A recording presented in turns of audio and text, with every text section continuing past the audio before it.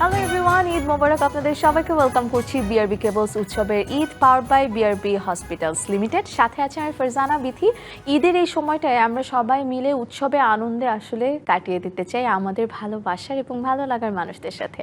আজও ব্যতিক্রম নয়, আজ আমি আমার ভালোবাসার মানুষদের নিয়ে ফেরত এসেছি, তাদেরকে নিয়ে আমার সময়টা আরেকটু উৎসবে কাটাবো বলে। আর আপনারা তো আছেন আমাদের সাথে। আমরা সবাই মনের কথা বলতে ভালোবাসি গানে গানে। যত দুঃখ থাকুক, যত ভালোবাসাই থাকুক না কেন, সোজা সাপটা কিন্তু বলার অবকাশ রাখি না। আমরা গান খুঁজি, গানে খুঁজে ফিরি ভালোবাসার মানুষকে কি করে আরেকটু সুন্দর করে ভালোবাসার আবেদন করা যায়, কিংবা মন খারাপ থাকলে তার উপর ভীষণ রাগ হলেও আমরা তাকে গানে গানে বলতে চাই আমার তোমার উপর ভীষণ রাগ হয়েছে। ঈদের এই সময়টায় আমার ভালোবাসার দুজন মানুষ এসেছে আজ উৎসবের এই আনন্দটা আপনাদের সাথে ভাগাভাগি করবে বলে। আমার সাথে আছেন জনপ্রিয় দুজন কণ্ঠশিল্পী বেলাল খান এবং লুইপা। ঈদ মোবারক। থ্যাংক ইউ সো মাচ তোমাদের দুজনকেই আমাকে সময় দেবার জন্য, এবং ওয়েলকাম টু উৎসবের Eid and welcome to DBC. কেমন আছো? অলওয়েজ লেডিস ফার্স্ট হয় বেলাল খান, আজকেও লেডিস ফার্স্ট হয়েছে, তুমি বলো। আমি খুবই ভালো আছি, আর এই তো সুন্দর মোমেন্ট, ভালো লাগতেছে। হ্যাঁ, বলো যে আমার অনুষ্ঠানে এসে তোমার কেমন লাগছে? তোমার অনুষ্ঠানে এসে বরাবরই ভালো লাগে। আজকের আয়োজনটা একটু ডিফারেন্ট, হ্যাঁ, একটা ভাইব ক্রিয়েট হয়েছে। মিউজিশিয়ান ছাড়া আয়োজন, দেখা যাক কি হয় এরকম। আচ্ছা, ওকে।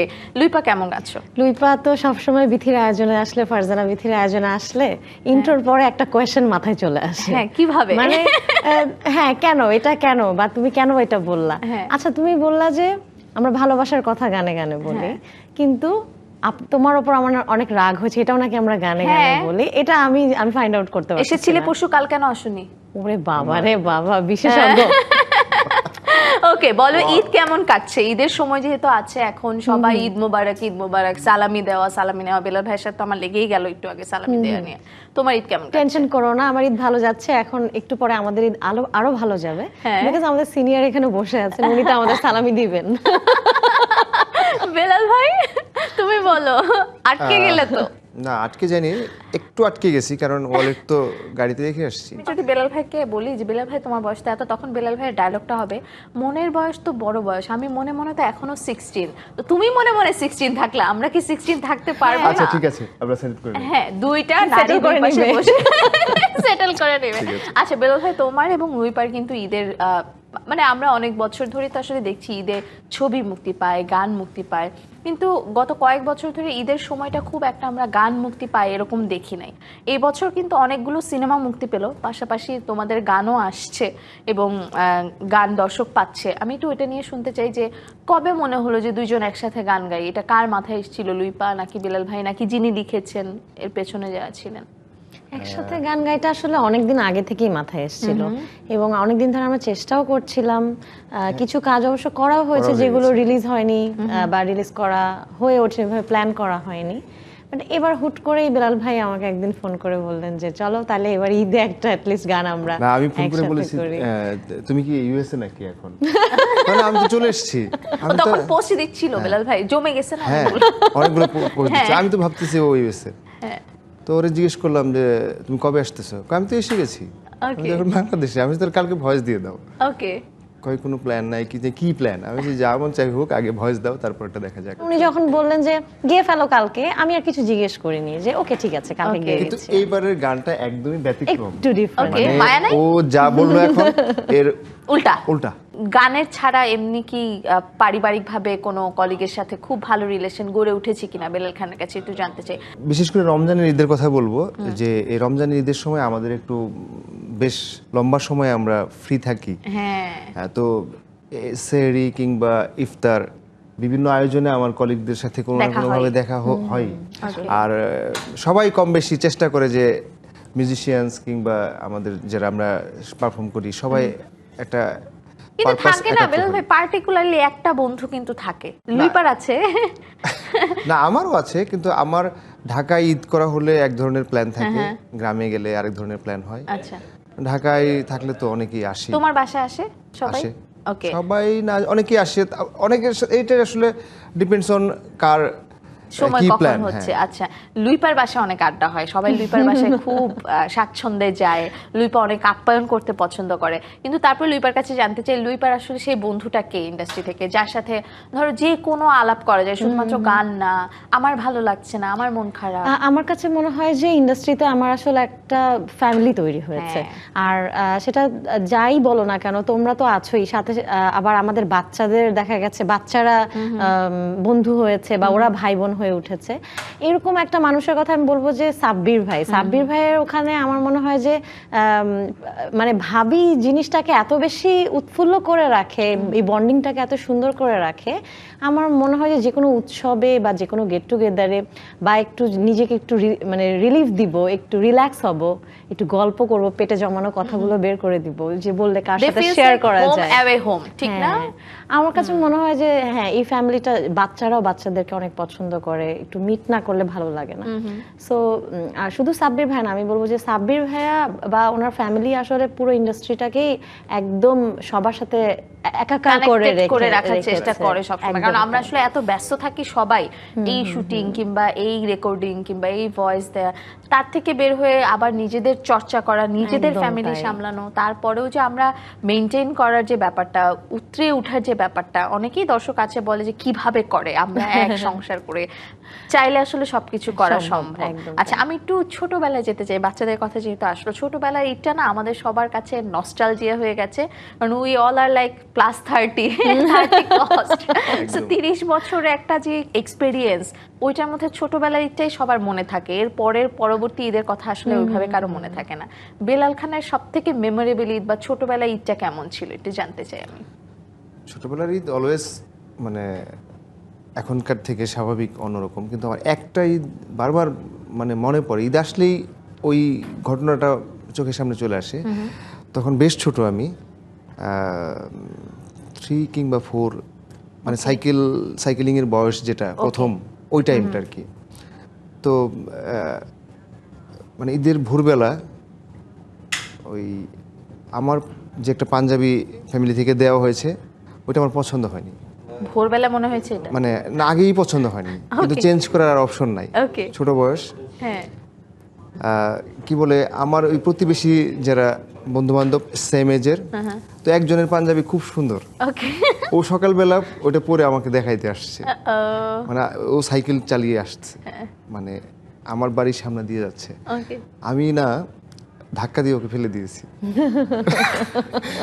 মানে ঈদ আসলে এই ঘটনাটা, এখন এটা প্রত্যেকবারই কিন্তু মানে ওর সাথে দেখা হয়, এখনো দেখা হয়, হ্যাঁ দেখা হয়, প্রতিবেশী তো, এখন আমার এজেরই তো বলে না তুই আমাকে ধাক্কা দিয়ে ফেলে দিছিলি। মানে ঈদ আসলে ও এই সাইকেল নিয়ে গড়িয়ে গড়িয়ে কাদার মধ্যে পড়ে গেছে, আরে ওর জামাটাই নষ্ট। দেখুন, আমি এখন এইভাবে বলবো যে হেডলাইন মানে, দেখুন দর্শক, বেলাল খান আপনারা মনে করেন যে সে খালি প্রেমের গান, মায়ের গান গায়, সে ফেলেও দেয় লোকজনকে ধাক্কা দিয়ে। তো ঈদ আসলে না আমি আমার বাচ্চাদেরকেও কিন্তু এটা বলছি, দেখো তোমরা যে এই কাজটা কখনো কিন্তু করবে না, এই গিল্টিটা আমি এখনো বয়ে বেড়াচ্ছি। ঈদ আসলে আমার ওই স্মৃতিটা মনে পড়ে। আচ্ছা, লুইপা কিন্তু ভারী দুষ্ট ছিল ছোটবেলায়। হ্যাঁ, বেলাল ভাই অনেক দুষ্ট ছিল। লুইপা নিজেই বলে যে আমি অনেক দুষ্টুমি করতাম। ছোটবেলায় এত দুষ্ট ছিলাম না, বড়বেলায় আমি যতটা দুষ্ট, এটা জাস্ট একটা ট্রানজিশন আমার লাইফে হয়ে গেছে। আমার বাবা কিন্তু বলতো আমার বাবা বলতো এরকম 10টা মেয়ে থাকলেও আমার কোনো সমস্যা না, এটা লুইপা উল্টা কথা বলছে। লুইপা আমি খেলতেছি না তো তোমার সাথে ওইভাবে যে উল্টা কথা বলতে হবে, বাট নিশ্চয়ই ছোটবেলার একটা যে কোনো একটা ঈদ সবসময় মানে রিমেম্বার করো, যে কোনো একটা আসলে বলতে পারবো না, বাট আমার কাছে মনে হতো সবসময় যে ঈদের চেয়ে চাঁদ রাতের যে আনন্দটা, ওটা আমার খুব বেশি মেমোরেবল লাগতো। এবং একবার দেখা গেল আমরা চাঁদ রাতে মেহেদি উৎসব করতাম, এবং যেটা খুব হ্যাপেনিং জায়গাটা ছিল আমাদের শহরের, ওই জায়গাটাতেই আমরা একটা স্টল বানাতাম, ওখানে বসে আমরা মেহেদি দিতাম এবং পার হাত দেখা যেত 100 টাকা করে নিতাম। তো হচ্ছে হ্যাঁ, সুন্দর মেহেদি দিতে পারতাম আমরা 3 বোনই। এবং একবার ঈদে অনেক টাকা কালেকশন হলো, মানে 20,000 টাকার মতো। 20,000 মানে তখন তো আমরা ছোট, আমরা ছোট, অনেক হাত আমরা তার মানে মেহেদি দিয়েছি। এবং ফাইনালি ঈদের দিন ঘুম থেকে উঠে দেখলাম আমরা মনে ক্লোজ করেছিলাম, চাঁদ রাত ছিল তো, মানে অনেক রাতে, রাত 3টা ওই রকমই হবে, রাত 3টার কাছাকাছি। তো সকালে ঘুম থেকে উঠে দেখি কি আমাদের 3 বোনের হাতে মেহেদি নাই, আর আমরা হাত না এরকম করতে পারছি না, মানে হাত তখন তো জোশে দিয়েছিল একদম, হ্যাঁ তখন তো দিয়ে দেওয়ার পরে হাত একদম স্টাক হয়ে গিয়েছে। তো ওই ঈদটা যে খুব মন খারাপ যে আমাদের হাতেও মেহেদি নাই, কিন্তু অনেক টাকা আছে মনে সাথে। মনে মেহেদি আছে, আনন্দ। এখন সালাম করে যে সালামি নিতে হবে ওই ক্রেভিংও নাই, কারণ হাতে তো অনেক টাকা কিন্তু হাতে মেহেদি নাই। এখন কি মেহেদি দেওয়ার সেই ট্রেন্ডটা এখনো কি আছে, ফলো করো? চাঁদ রাতটা আসলে আমি চেষ্টা করি খুব এনজয় করতে, আর আমার ওই ক্রেভিংটা আসলে এখন একটু কমে এসেছে, যেহেতু ওই যে তুমি বললে যে প্রোগ্রামের শুরুতে বয়স বলতে চাচ্ছিলে না, কিন্তু ভাগ্যের কি নিয়তি, দেখো প্রোগ্রামে বলতেই হলো যে 30+। তো 30+ হয়ে গিয়েছি, কিন্তু বাচ্চা তো আছে, ওর তো একটা ঈদ আছে, সো ওকে কেন্দ্র করে আসলে হ্যাঁ এখন মেহেদি উৎসব। না, আমার মনে হয় লুইপার যতই বড় হোক কিংবা পায়রা যতই বড় হয়ে যাক, লুইপার ওই যে থাকে না যে চাইল্ডিশ যে ব্যাপারটা, ওটা সবসময় থাকবে। And we are very happy যে তুমি এরকম থাকুক, আমরাও চাই যে এরকম থাকলে যেটা আশেপাশের মানুষগুলো খুব হ্যাপি থাকতে পারে। একজন তো এরকম লাগবেই, কারণ বেলাল ভাই তো কথা কম বলে অনেক, সে গানেই কথা বেশি বলতে চায়। সো একটা বিরতির সময় হয়েছে আমার, তবে তার আগে যেটা হয় যে সঙ্গীত শিল্পী থাকলে একটা অন্যরকম ক্রেভিংস হয় গানের।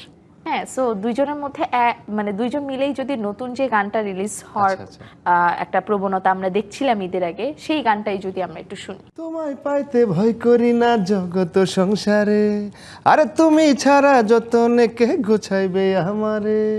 এমন পাগল পাবো কই যারা সাথে বৈশা রয়ে, তারে ছাড়া ভাবতে পারি না। তোমারও চোখের চাউনি যেন প্রেমের ছাউনি, ওরে আমি শেষ তুমি টের কি পাওনি। তোমারও চোখের চাউনি যেন প্রেমের ছাউনি, ওরে আমি শেষ তুমি টের কি পাওনি। মাই গুডনেস, এটা তো মানে আমি তোমাদেরকে নিয়ে খেলবো। যারা মিউজিক ভিডিওতে আসে ওরা কি হয় দেখতে, কেমন হয়? খুব সুন্দর। হ্যাঁ, আমি খুব সুন্দর। একটু আগে কি যেন বলছিলেন, আকাশে কি যেন তারা? হ্যাঁ, আকাশে অনেক তারা। হ্যাঁ, ওখান থেকেই কিছু একটা আছে। আমি অনেক সুন্দর। সুন্দর না আমি অনেক সুন্দরী। ইয়েস, আমি অনেক সুন্দরী।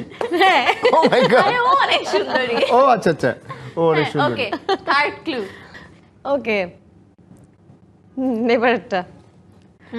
আমাকে দেখান বেলাল ভাই। হ্যাঁ, এটা আপনি করেন বেশি।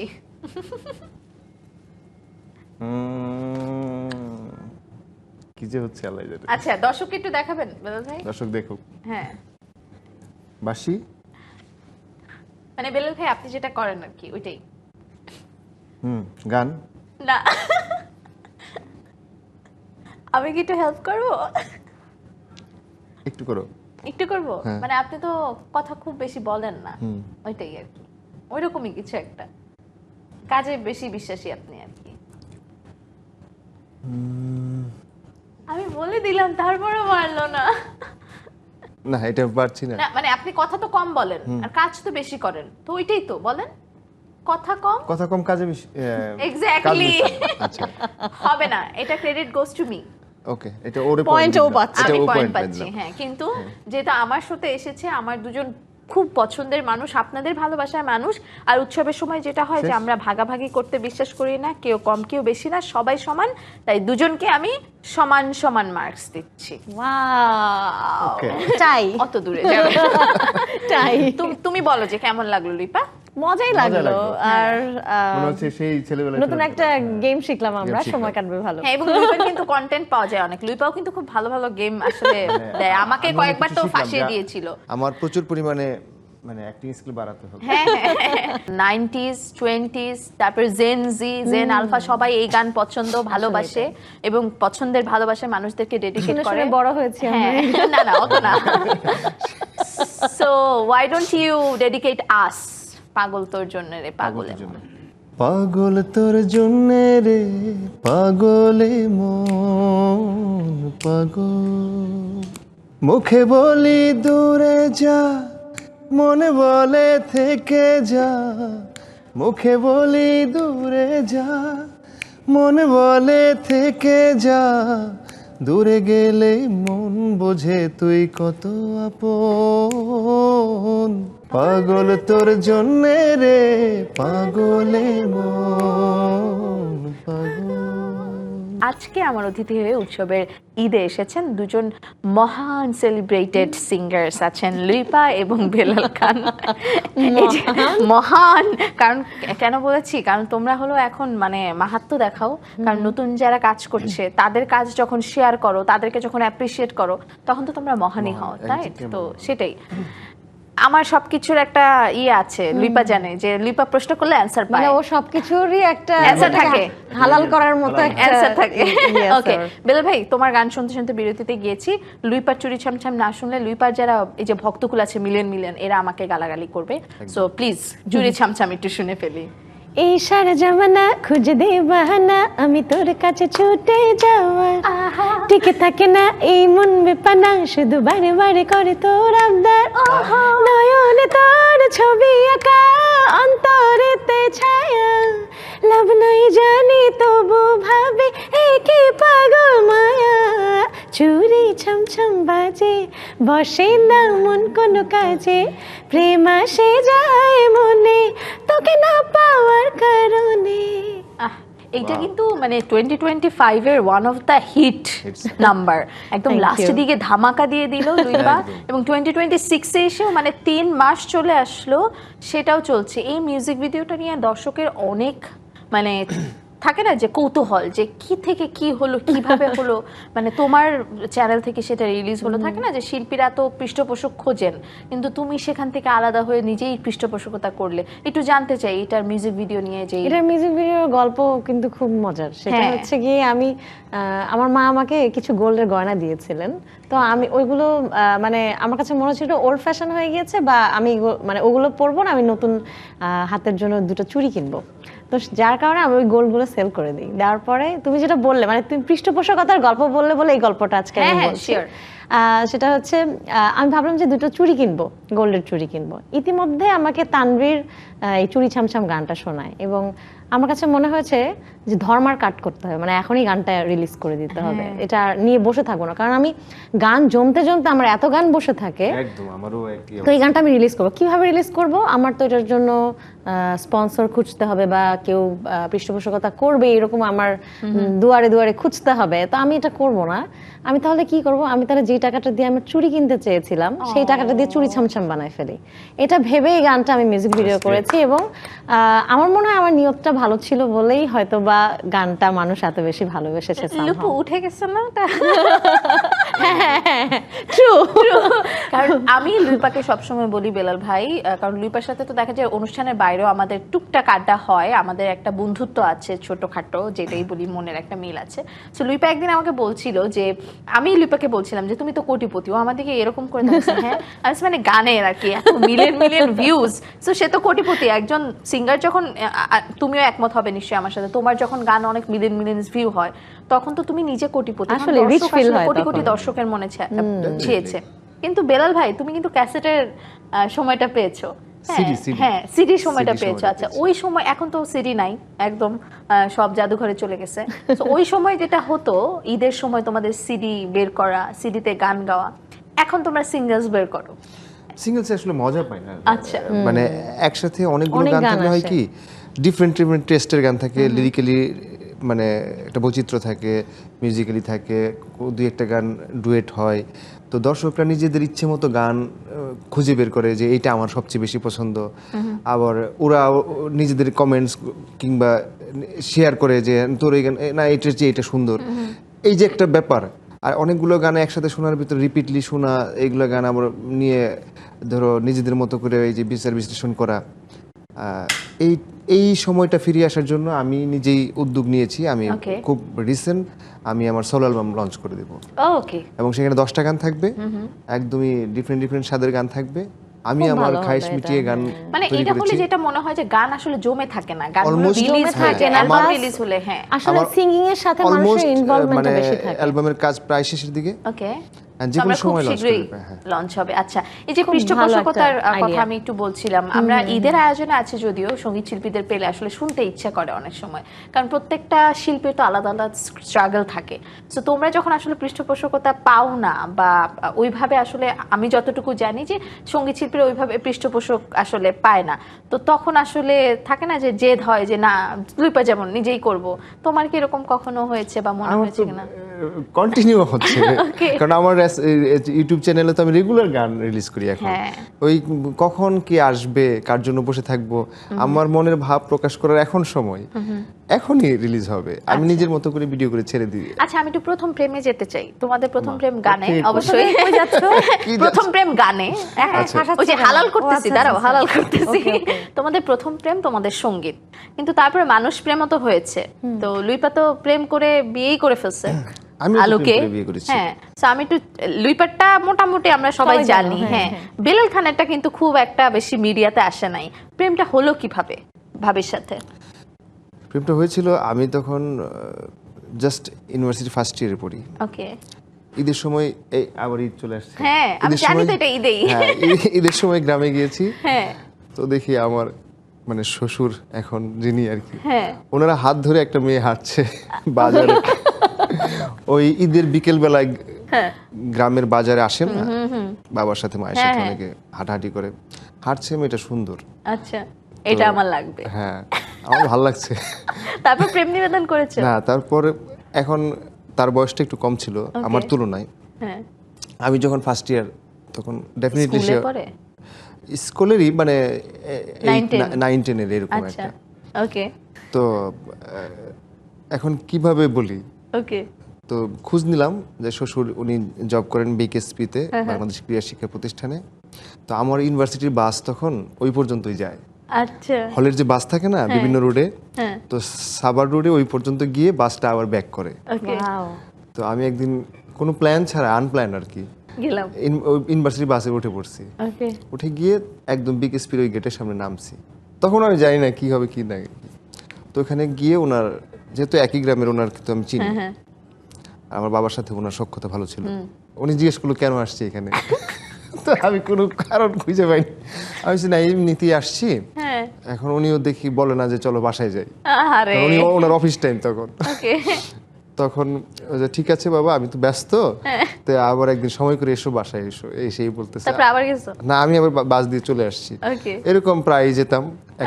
একটা পর্যায়ে গিয়ে শ্বশুরকে প্রথমে বলছি, তো বলতেছে যে মেয়ে তো ছোট, তুমিও পড়াশোনা করছো, পড়াশোনা করতে থাকো, দেখা যাক কি হয়, Okay. কপালে থাকলে। এই পর্যন্ত এইভাবেই শুরুটা হয়েছিল। বিলাল ভাইয়ের বাবাকে। ঘটনার পরে একটা ছোটবেলার একটা ছোট্ট দুষ্টামির গল্প আমি বলতে হ্যাঁ, চাই তোমাকে। please. সেটা হচ্ছে আমরা যখন স্কুলে পড়তাম, আমাদের ম্যাথ টিচার, আমাদের ফিজিক্স টিচারের মেয়ে ছিল।